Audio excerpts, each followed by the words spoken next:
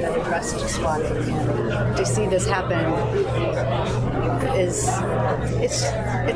sad and unfortunate. Are you concerned about the safety of other senators who may be on the fence or who may be no votes when it comes to redistricting? I am always concerned about my colleagues. I'm always concerned about their families, and it does seem that the rhetoric and the heat is increased, and so very concerned always.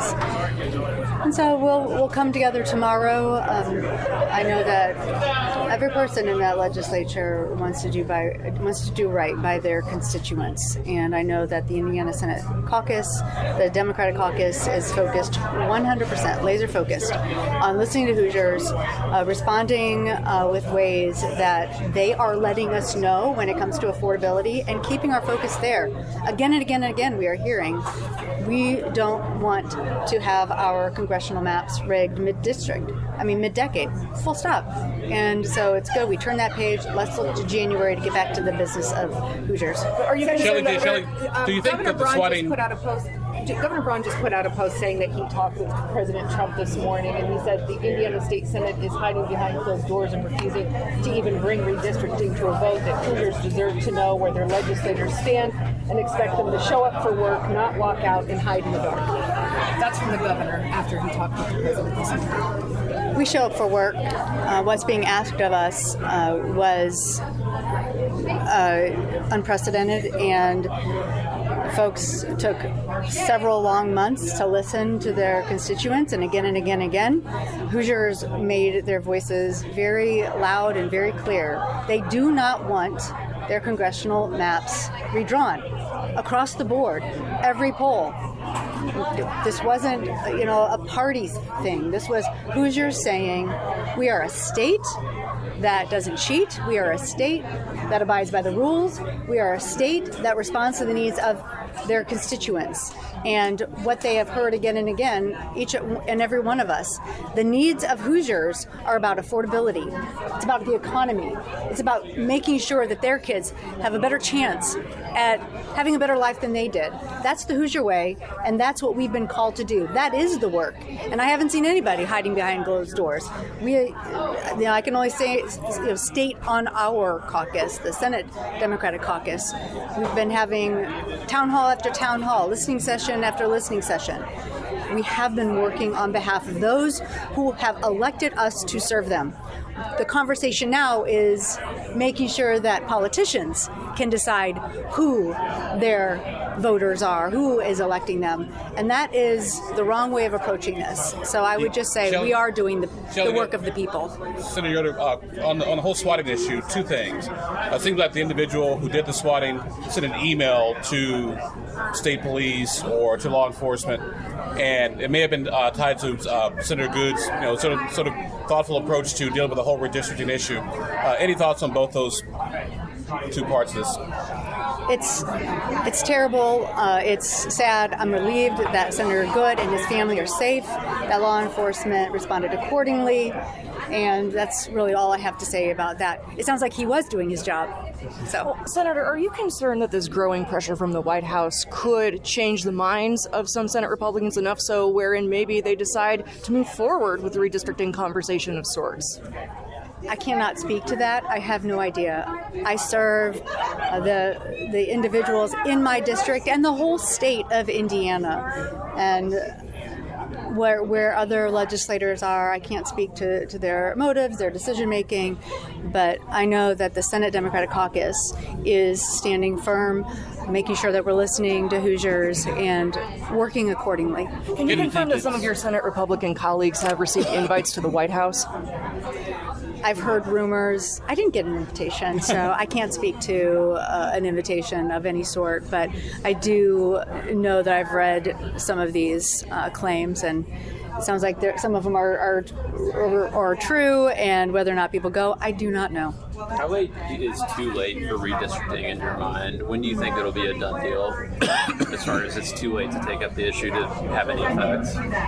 Well, unless there is proof that there has been a change in our population, a reason for redistricting that is constitutional, I think anything beyond when we passed those maps and argued those maps in 2021 after the 2020 census, unless there is a reason that has happened in our state, we do not have to, we should not redraw those districts. We argued those then. We argued against them then. And we were told by the same people who are saying, oh, we need to address these unfair maps. Those same individuals said those maps are perfect. So what changed? I think the only change is the pressure coming down from the White House, from Washington insiders, from people rigging the system. But do you think if they don't meet in December that it's dead, or could it still go, is it a March sine die issue? I think we're just going to stay on top of it each step of the way, and there again, I wish I had a crystal ball. I do not know. I think if we can change the rules of the game mid-decade, I think we can change any of the rules. So who knows where this could go. But right now, we are focused on doing the work of the people, and we come into session the first part of January. What do you think of the precedent of not following the governor's call for a special session? Every legislator is elected to serve, and you also serve your chamber, your caucus, and they did just that. Senator Yoder, but isn't there in any sort of drawing new maps, there's sort of drop-dead statutory deadlines that have to be met. Precinct committeemen have to be put together, convention delegates have to put together. It's not just drawing a line on a map and that's the end of the discussion. And filing ends on February 7th, I believe. 6th. It does. Filing opens in January and ends the first Friday in February at noon.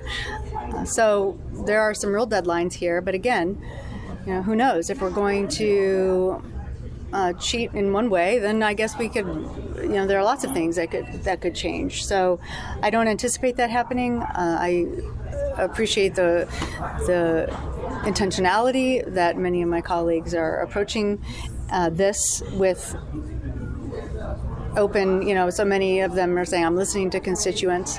And that's what Hoosiers want. They want to know that if they're going to go and vote for their, in this case, House member or senator to serve them, a public service, that they're doing just that and not listening to Washington insiders and the big money out of D.C. wanting to rig the system. That's not who we are, and we're going to stay laser focused on doing the work of Hoosiers. What do you say to Governor Braun and those who say the senators should just show up and vote and say where they stand on this issue? No comment. I mean, I don't really have anything else to add.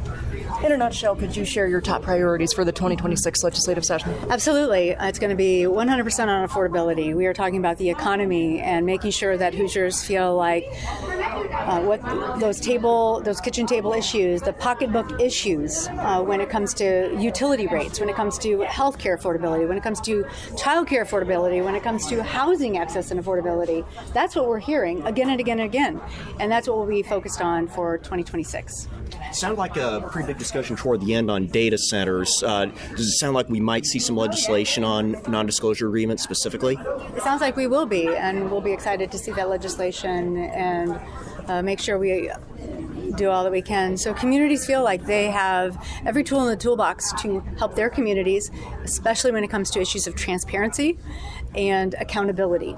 We definitely want communities to have the ability to make decisions that are good for their residents. And that's what we heard today. And so I'll be interested to read that legislation when it gets filed. On the non-disclosure agreements, though, I guess the question is, when you're looking at economic development, you don't want to say, hey, we're going to build here on right off Route 5, then all the land speculation just goes up through the roof. So should there be some disclosure? I guess is there a balance of non-disclosure versus transparency?